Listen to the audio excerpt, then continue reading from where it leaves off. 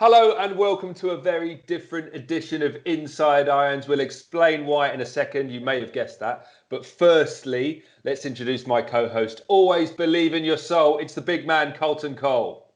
How you doing, guys? How you doing? Good. Really glad you could join us and figure out how to work Skype. It's been a fantastic few minutes this morning setting up. But let's meet this week's guest. 190 league appearances and 25 goals for the Hammers between 1989 and 1995. My childhood hero. It's the man they call Mad Dog, Martin Allen. How are we doing, Martin? I'm very well, thank you. Very well. How you doing? What's this Mad Dog? Where's this? I want to know where this Mad Dog nickname came from. Really and truly, I've been hearing it around the grounds. I've been hearing around all the fans and the supporters. But I need to know from the horse's mouth, actually the Mad Dog's mouth itself. Where does it come from? Yeah, Carlton, where did it come from? The last person that asked me that question at West Ham, it was at half time at Upton Park. And he said, why do they call you Mad Dog? Well, for some reason, I didn't like what he said. Oh no! Going through that tunnel again on that day. You know, I had a suit on and I was all smart and I was really looking forward to it. And when I went through the tunnel, something happened to me, Carlton.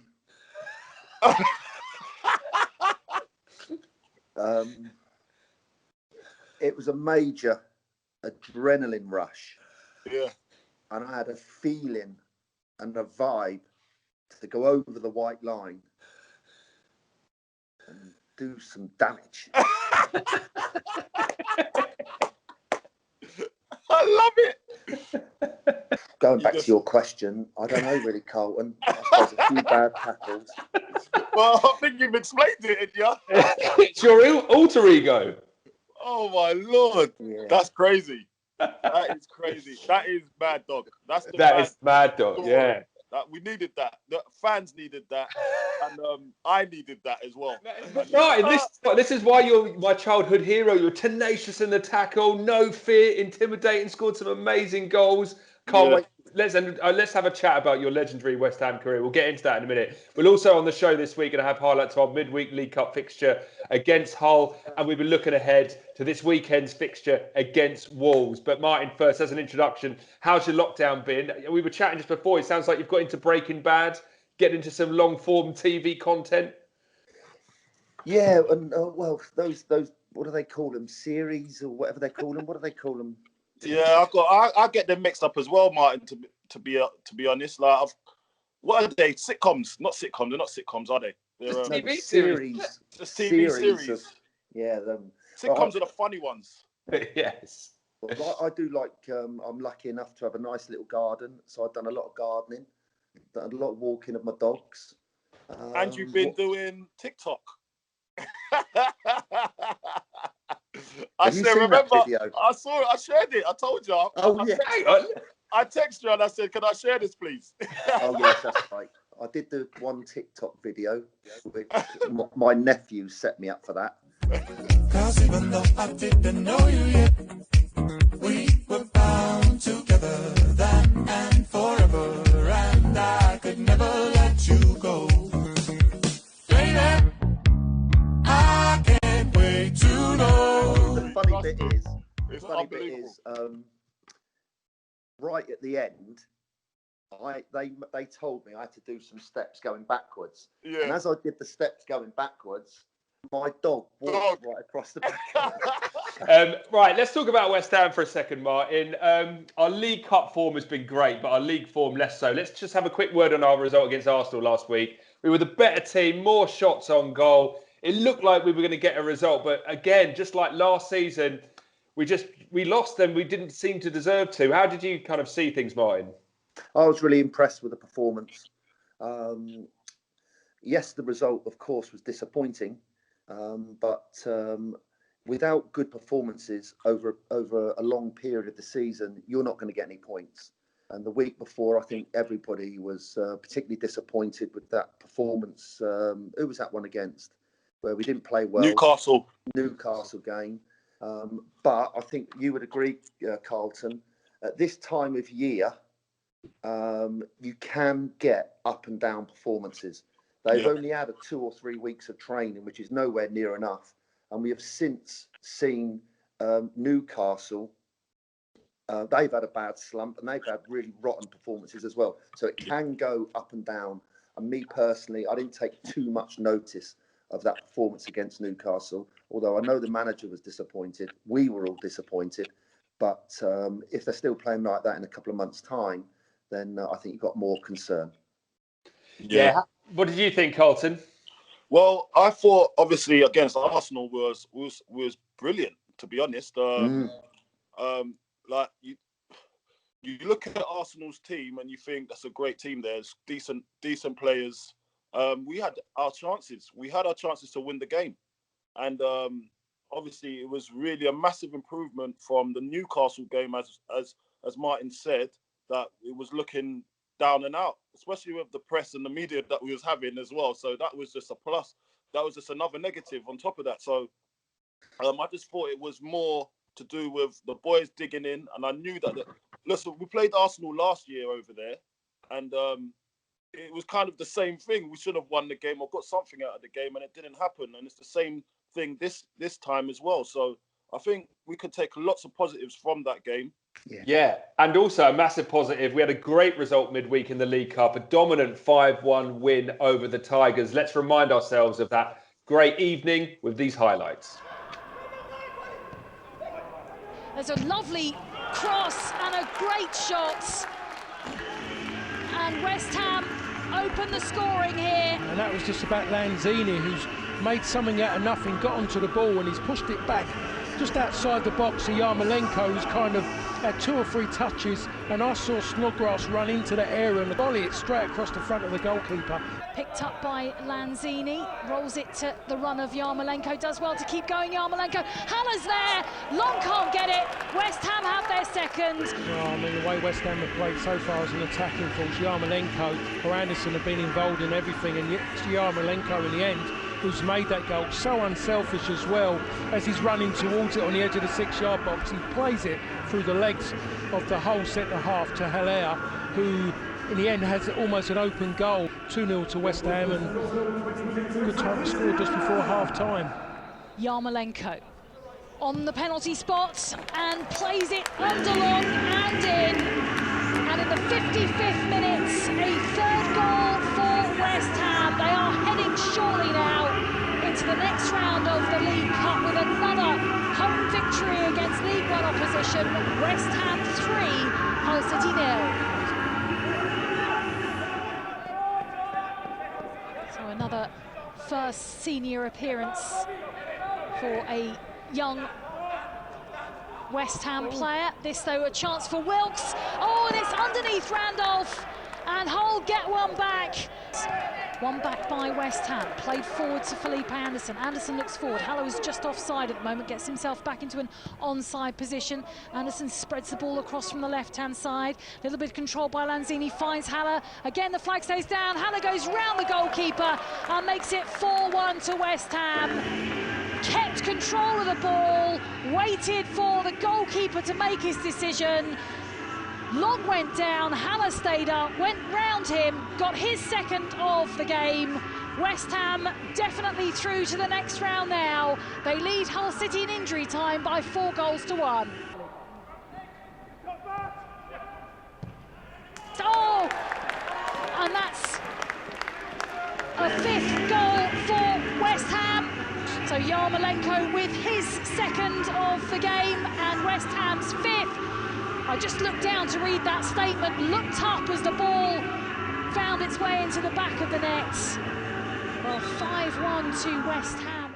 So there we go, great win over Hull, 5-1 midweek. But obviously the big news coming out of that game was the fact that David Moyes, Issa Diop, Josh Cullen removed from the action beforehand. Martin, it was a great win in the circumstances.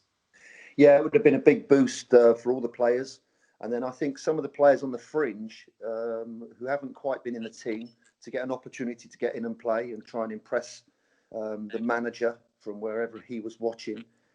the manager would have been delighted. Yeah, Yeah. absolutely. Carlton, let's have a quick word on some of those academy players in the lineup. There's quite a few. Firstly, Aji Alessi, he was our young player of the year last year, I believe. Yeah. What a player. Yeah, Aji's been on a nice path actually. I saw him in the under 23s and he was doing really well. Then I think he wanted to get some more experience and he wanted to obviously go and ply his trade against in men's football, which he went and done. And I thought it was brave of him to do that as well, to go to, I think it was League One at the time, and go and apply his trade there. And he's actually come out good, and he's come back as a man. We've got we've got another centre back that's quite good as well, Jamal Baptiste, as I've mentioned before, and obviously Josh Cullen's been on loan for 2 years as well, and he's come in and he's done an excellent job. I think he is the successor to Mark Noble, me personally, just to keep that culture alive in the first team squad. So it would be good to see these boys getting fed into the Premier League this year as well, because they deserve it. Quick word on Jamal Baptiste. That's someone that I've heard so much about. How close is he to being in the first team, seeing him in action? Well, he's been sniffing around, hasn't he? And he's been playing under 23s regularly. The boy's only just turned 16, and it's amazing that he's so calm and under pressure. When he has the ball, he's very calm, collective. His distribution's good. He reads the game well, and so him and the other lads, I'd say there's a few other lads. Harrison Ashby, Emmanuel Longello. Harrison Ashby, and you've got a few other boys that are pushing for that first team place now, which is quite vitalising to see. But Josh Cullen, for me, is the main man that can go in now and do a job and actually make an impact.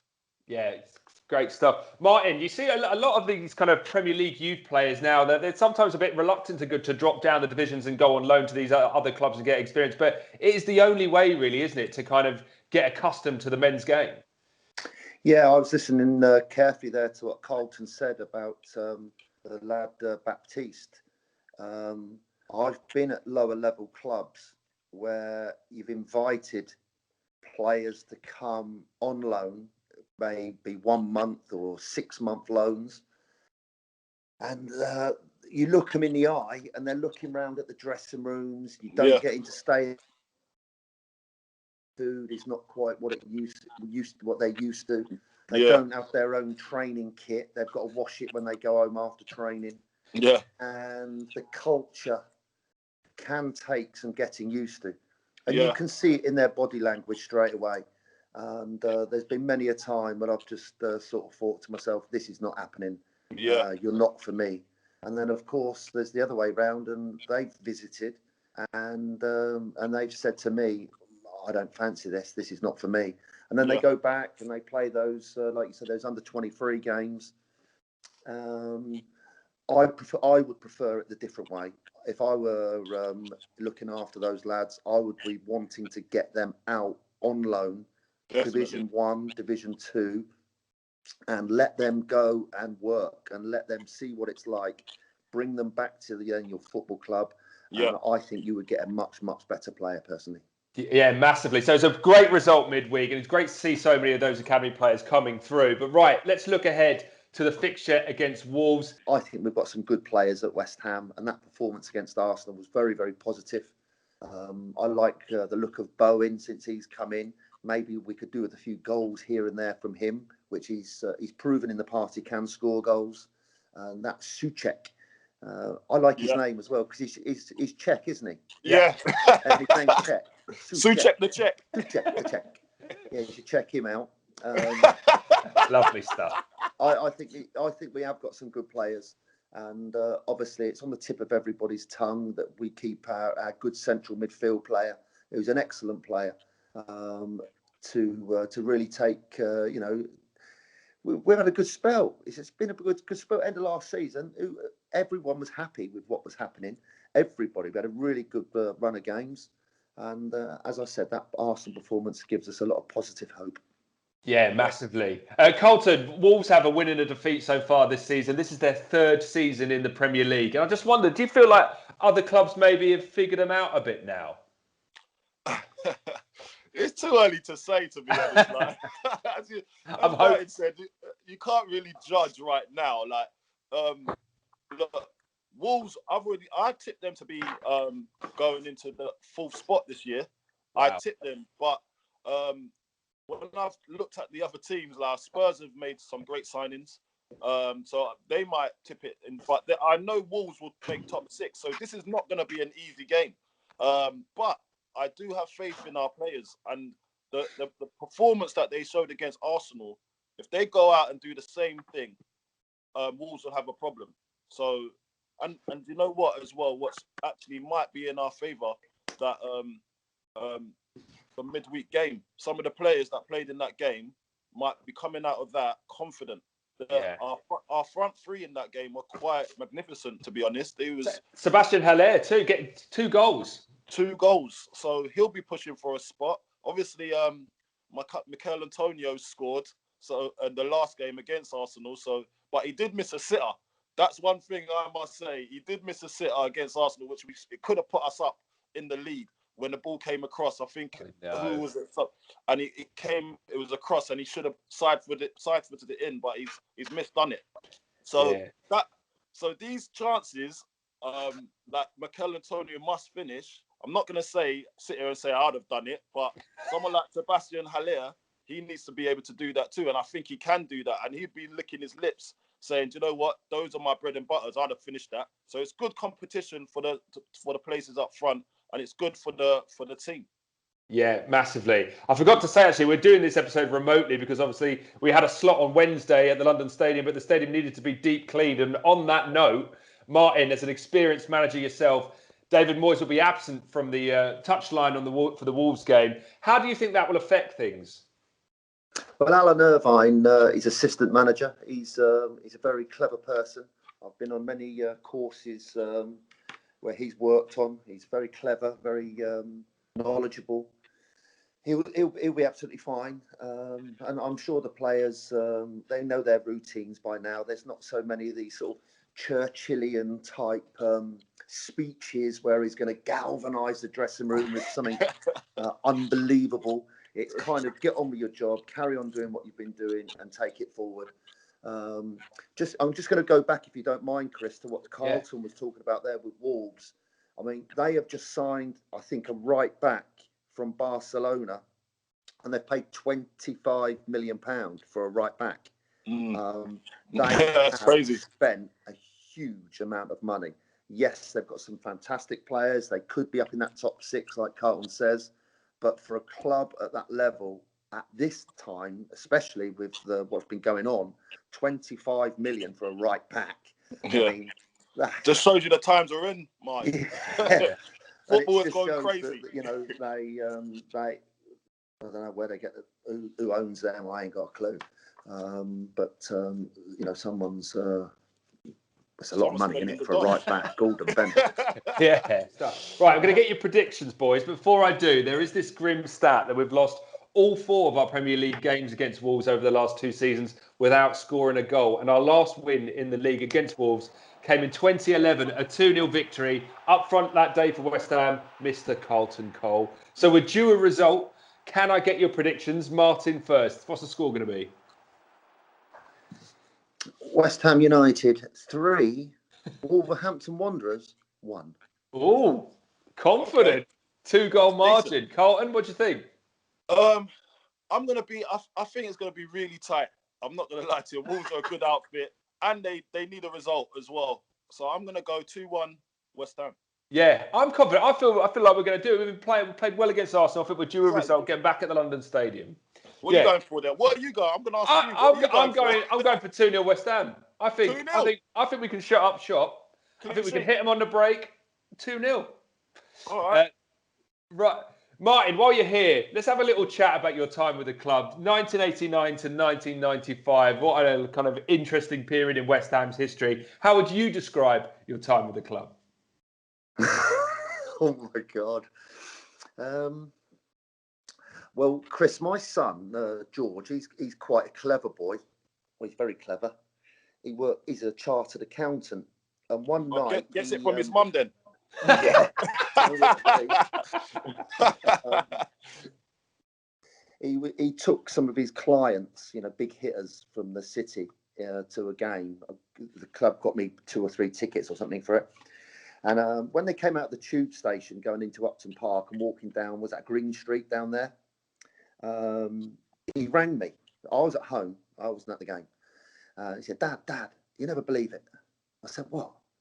He said, some people have grounds named after them. Some people have a stand. Some people have a statue. He said, or a conference suite, all nice things like that. He said, you'll never believe it. He said, you've got a hot dog named after you. What did you find out? So I was on the sofa watching, Sky Sports like you do. I said, you what? He laughed. He said, I've just been past one of those hot dog stalls. He said, and I took my fellas over into the queue to get us an hot dog before we went into the game. He said, and there it was, a Mad Dog hot dog.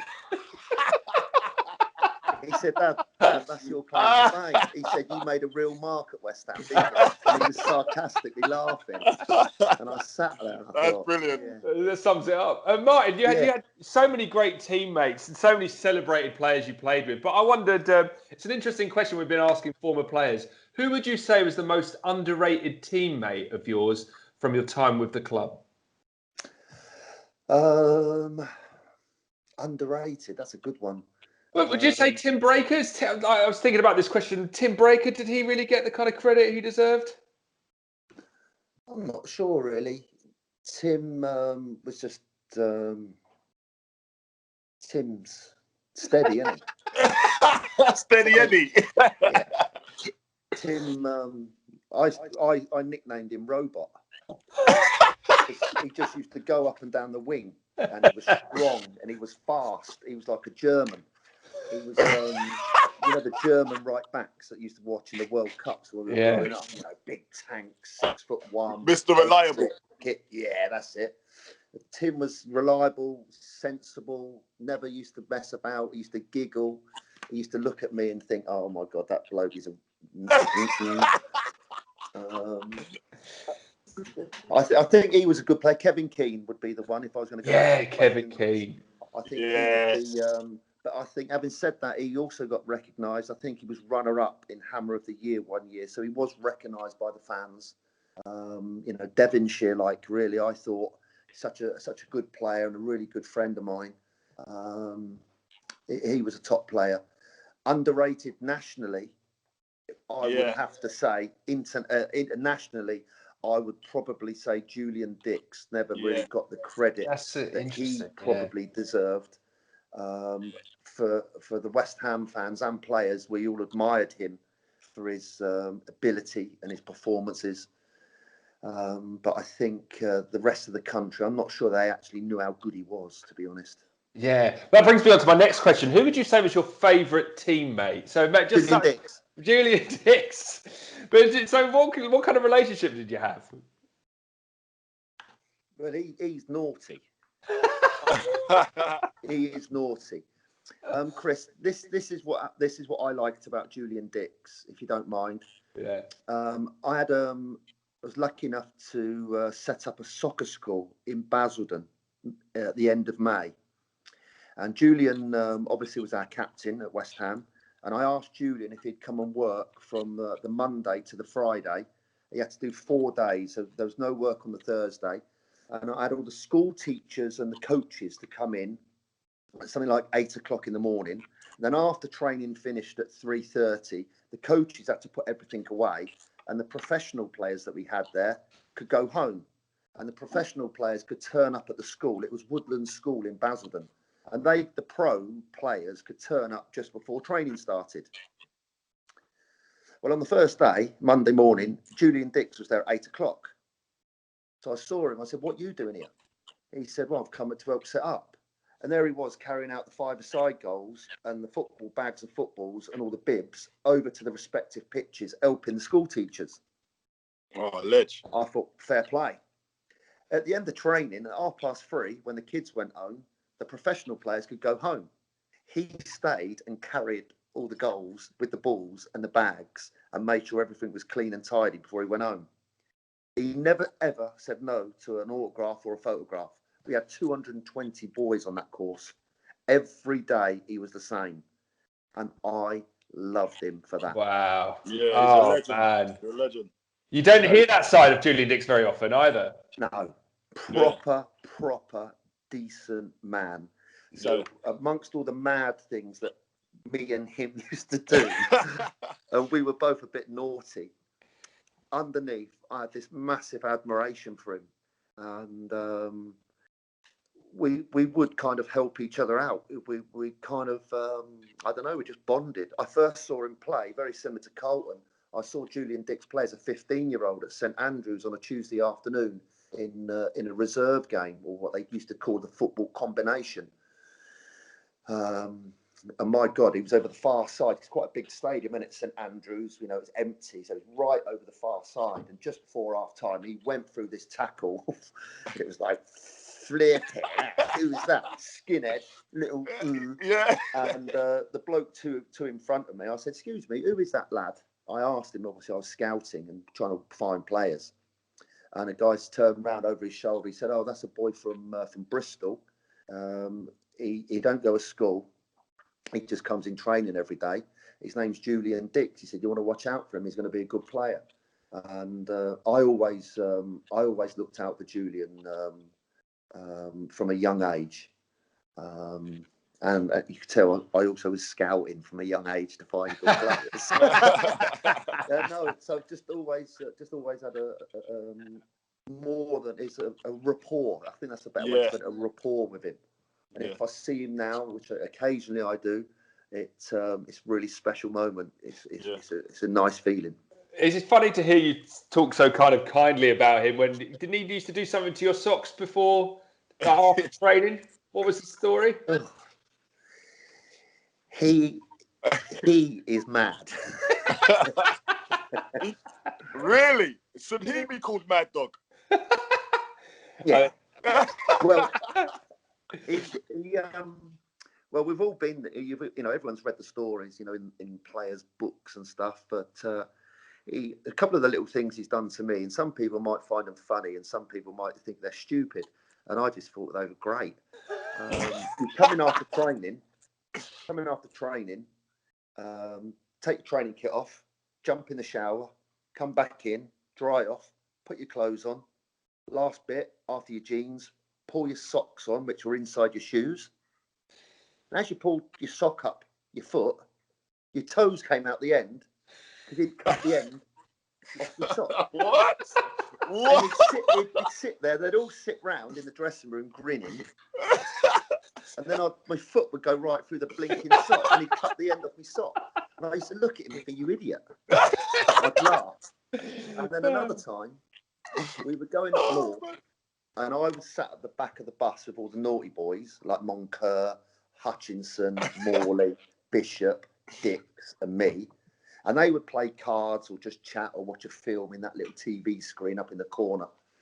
And I used to read a book, or I used to read.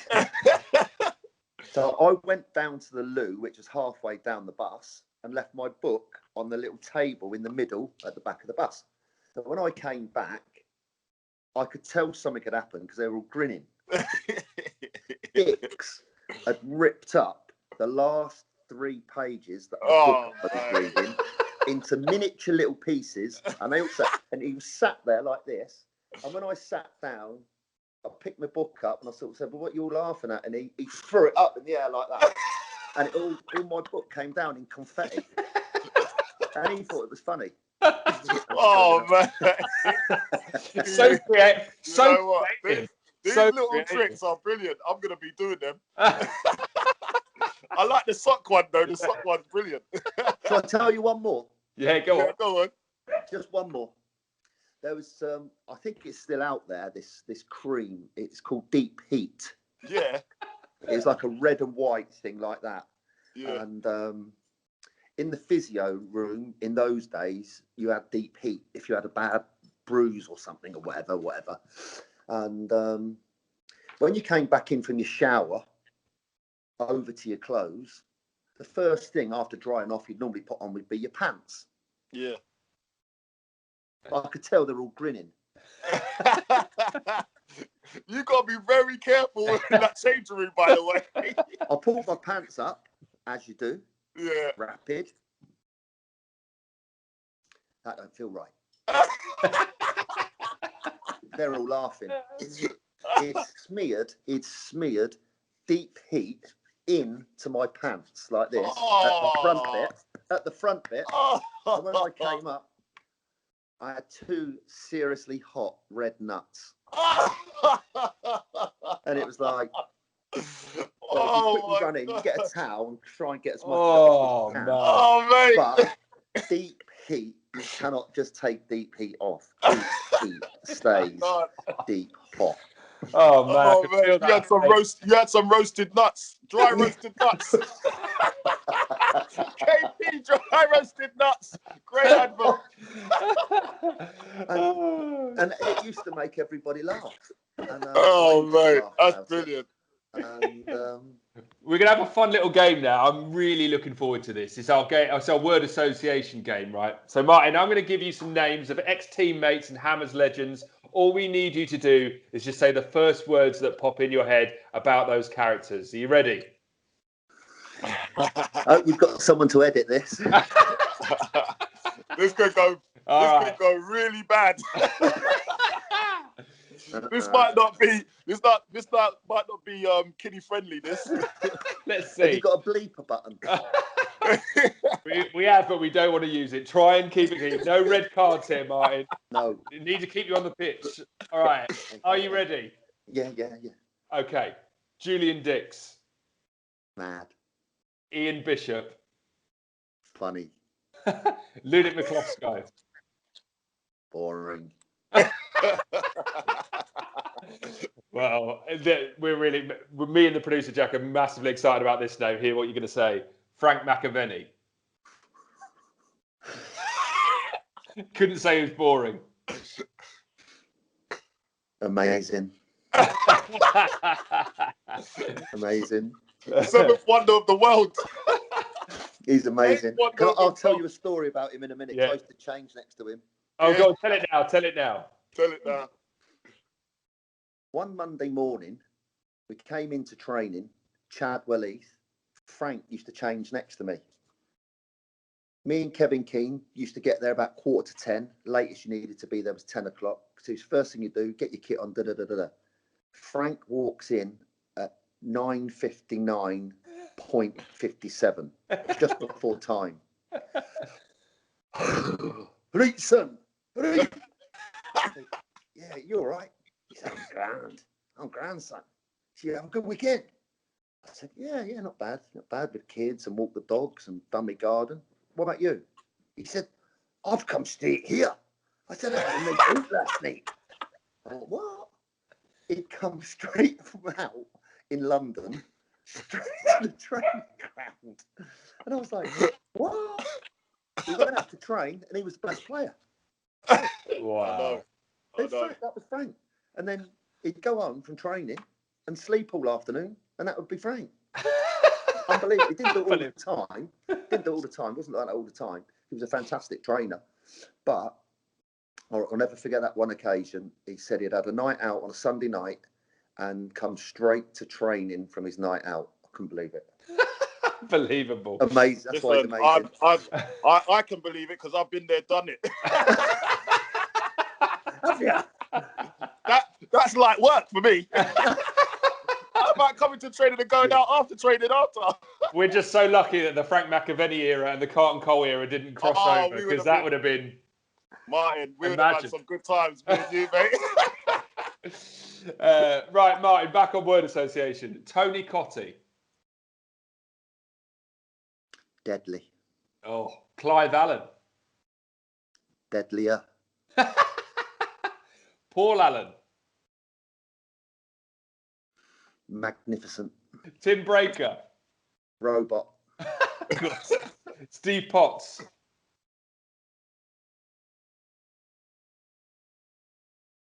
Legend. Oh, Ian Dowie. Funny. John Moncur. Mental. Stuart Slater. Great lad.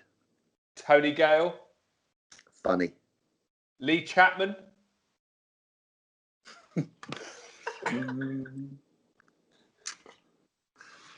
Different. And lastly, Billy Bonds. Oh. Oh, Awesome. wow. Love it. Amazing. Martin, thank you so much. That Wasn't so bad. That wasn't so bad. Yeah, that was all right. I kept that clean. Well done. Well, that's it from one of the strangest episodes of Inside's Iron so far. Huge thank you to Mad Dog Martin Allen for joining us, and a big thank you too to Carlton Cole. Wolves kicks off 7 p.m. on Sunday night. Let's get 3 points. We'll see you again for the Man City game. Come on, you Irons.